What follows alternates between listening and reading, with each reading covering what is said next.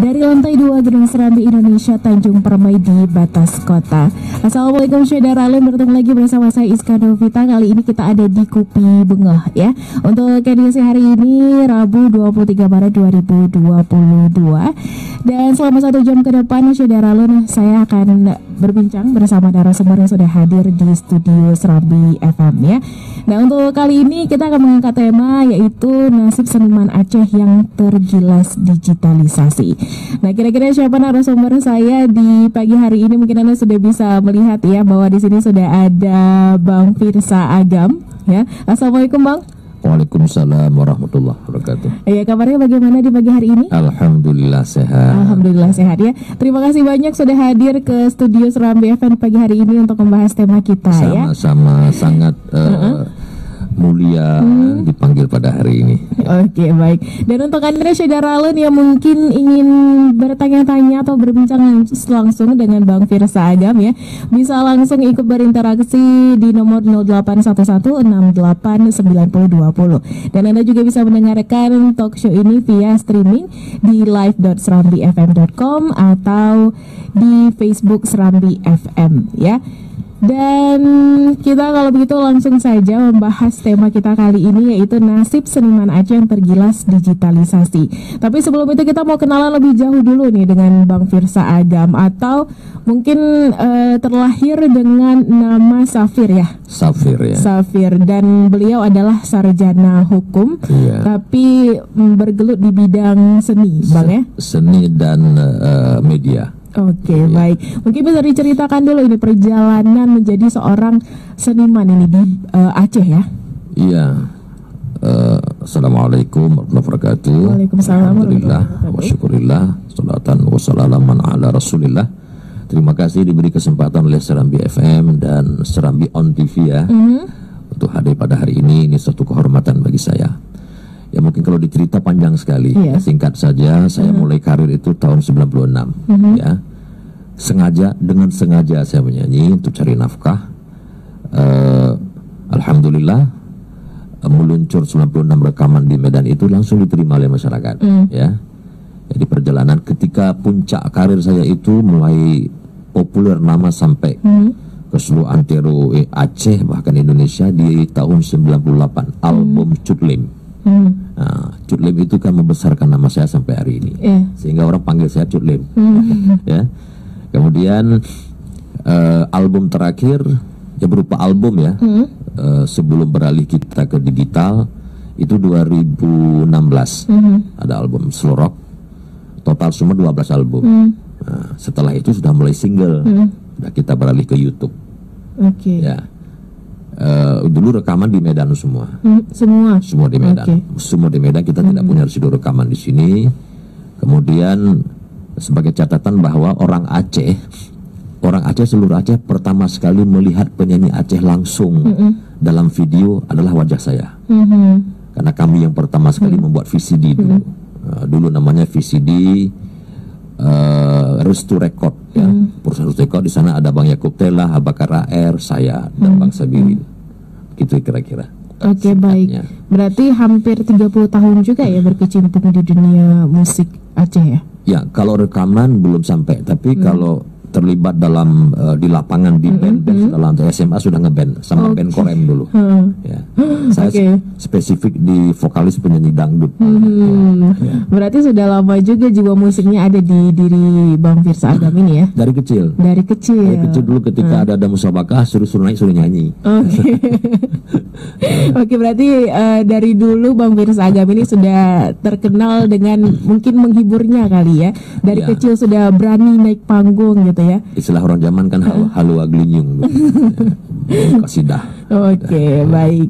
Nah, kalau misalnya kita tanya sama Bang Firsa Agam karena juga sudah lama berkecimpung di dunia musik, berarti juga sudah bisa dikatakan, sudah bisa disebut juga menyaksikan perjalanan musik di Aceh nih. Alhamdulillah. Jadi kira-kira seperti apa perjalanan musik di Aceh? Ya, musik di Aceh pun ada 3 fase. Fase tradisional, ya kan, fase menengah dan fase modern. Ya. Fase tradisional itu kita tidak punya rekaman apa-apa. Dulu studio rekaman hanya ada di RRI. Nah, RRI pun RRI Sumatera Utara dulu. Rekaman di sana dulu dengan band Medan. Kemudian hasil rekaman itu direkam di dalam piringan hitam. Nah, jadi Aceh di tahun 60-an sudah ada penyanyi Aceh. Di tahun 90-an ya? Namanya Bang Jisma, penyanyi Melayu Aceh, almarhum orang Keluar Simpang. Itu di RRI ada piringan hitamnya. Itu era tradisional. Ya. Era menengah itu masuklah ke letting Anasti Onasutra. Anasti itu nama asli Anasti. Nah, dia termasuk salah seorang yang pertama sekali orang Aceh itu mendengar lagu Aceh di dalam pita kaset. Itu generasi pertama. Lagunya Pisang Saleh, udah dengar? Pisang Saleh itu sama Dahlia. Ya. Setelah itu masuk generasi Bang Ibnu Arhas. Itu sudah era pertengahan, itu sudah rekaman digital tapi belum begitu bagus. Harus nyanyi juga dengan ngeband, belum ada keyboard. Di era modern masuk era saya. Tahun 96 kita sudah punya keyboard, keyboard sudah bisa diprogram langsung, tidak ngeband lagi, ya. Jadi sampai sekarang lebih modern lagi. Sekarang sudah sistem digital, semua canggih, semua mudah. Nah, ini yang terjadi. Tapi ada satu catatan. Jadi sekian perjalanan itu, yang bukan kecewa, yang saya merasa heran, kenapa lagu Aceh itu belum jadi tuan rumah di Aceh. Sampai hari ini belum jadi tuan rumah. Perhitungannya begini, Kabupaten Karo itu Karo kabupaten, penduduknya tidak sampai 1 jutaan. Tapi lagu Karo itu lagunya 4 juta. Ayo, siapa yang beli? Kan? Sedangkan dalam sejarah lagu Aceh, penduduk Aceh itu hampir 5 juta. Kaset Aceh itu paling laku 300.000 buah. Oke. Berbanding jauh ya. Kita lari ke YouTube lagi. Oke, siapa sekarang penyanyi Aceh yang paling viral di YouTube? Paling banyak penontonnya 2 atau 3 juta. Penduduk Aceh yang di Aceh hampir 5 juta, di luar Aceh itu mungkin ada 3 sampai 4 juta. Tetapi muncul penyanyi Padang, ya kan? Padang kan lebih kecil daripada Aceh. Tapi penyanyi Padang itu bisa penontonnya sampai 150 juta. Nah, kenapa Aceh demikian? Tolong dijawab. Nah, itu dia. Jadi, yang kita belum bisa bangga dengan kami semua orang Aceh sudah maksimal berkarya sebenarnya. Termasuk Rafli kan sudah berkarya luar biasa, tapi kita tidak dihargai. Ada satu lagi yang paling miris sebenarnya. Film Cut Nyak Din itu film meraih penghargaan 7 jenis dalam film itu, terbesar di dunia. Salah satu film kolosal yang mendapatkan penghargaan 7 piala dalam satu film itu film Cut Nyak Din. Saya yakin kan 90% rumah di Aceh nggak ada yang menyimpan VCD film Cut Nyak Din. Tapi yang banyak disimpan adalah VCD umpang bro. Dalam tanda kutip ya. Ayo, gimana orang Aceh kita? Itu dia. Termasuk juga lagu-lagu saya, lagu Rafli. Nah, udah, saya yakin hari ini kalau kita periksa HP, tidak semua orang Aceh menyimpan instrumen Aceh. Nggak ada. Yang disimpan mungkin ya artis-artis Jakarta, Korea. Tetapi saya pernah pergi ke Tanah Karo tahun 2000-an, karena banyak kawan-kawan penyanyi Karo kan, kami sambil drama wisata ke Brastagi.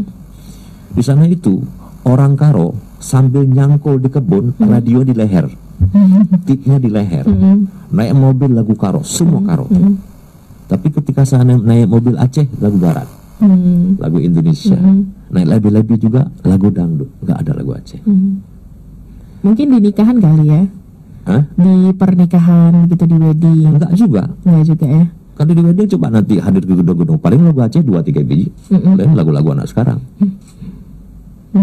Jadi tidak ada fanatisme di situ. Kenapa demikian? Saya belum ketemu, entah kenapa. Enggak lahir fanatisme di situ. Jadi kita belum buktinya begini. Sekarang kan coba Rialdo ini kan sempat memuncak, sekarang kan meredup. Kenapa? Karena memang belum jadi tuan rumah di Aceh. Akhirnya sekarang berharap kita ke nasional. Contoh seperti si Nazia.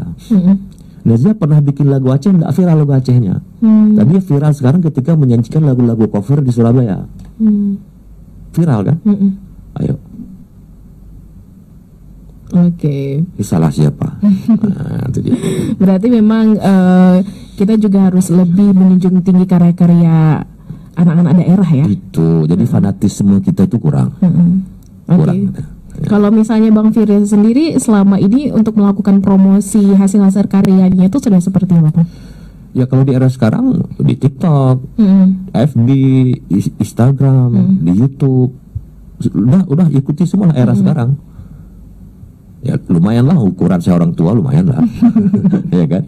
Kan tidak mungkin saya seperti anak-anak viral sekarang kan. Tapi ada yang terbaru punya saya kemarin. Sengaja saya bikin, saya mau lihat keadaannya, membuktikan bahwa betul nggak prediksi saya. Bahwa kita kalau mau viral sekarang itu harus aneh-aneh. Jadi kebetulan ada saya bikin aneh. Di TikTok saya membuat lagu rajah. Sedang heboh sekarang. Saya lakukan rajah, viral. Saya upload di TikTok kemarin jam 4 sore. Ini belum 24 jam ya? Belum. Sudah 70.000 penonton. 70.000 ya? Coba. Kan aneh-aneh. Nanti kalau nonton pasti ketawa. Lucu dan aneh. Rupanya yang begitu. Ya mungkin itu yang kita sebut dengan perkembangan teknologi media sosial juga ya. Jadi mungkin penonton memang carinya sesuatu yang berbeda ini Bang ya. Itulah. Saya tidak menyalahkan penonton. Cuma itulah saya buktikan memang harus aneh. Ya kan? Aneh dalam tanda kutip, bisa juga aneh bagus. Ya, ada juga. Tapi pokoknya harus aneh lah. Nah, jadi kalau itu ukuran akhirnya seniman tua seperti saya akan merasa sungkan. Itu saya dengan sangat terpaksa harus bikin itu. Ya kan? Di akhirnya ketika kita muncul dengan kondisi jaga wibawa, nggak ada yang nonton. Demikian juga buat lagu harus aneh-aneh. Ya, kalau cari pemerannya harus betul-betul cantik, cowok harus betul-betul ganteng. Nah, jadi yang dibeli siapa? Cantik dan ganteng. Tapi kalau dulu tidak. Bayangkan Ida Laila, Elia Kadam, dulu pernah viral masa dulu. Mereka tuh nggak cantik, nggak ganteng. Penyanyi-penyanyi lama itu satu pun nggak ada yang ganteng, yang cowok. Tapi viral di masa itu, dikenang lagunya sampai hari ini. Tapi yang dicari sekarang siapa? Yang ganteng, yang good looking ya. Good looking. Bukan syair. Buktinya.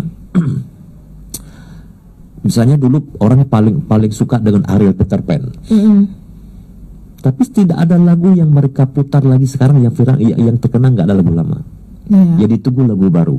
Tapi kenapa lagu-lagu Muksin Alatas, Ona Sutra, Roma Irama, yang penyanyi lama itu mereka nggak menuntut lagi lagu baru, lagu lama masih diputar, anak sekarang malah di cover lagi.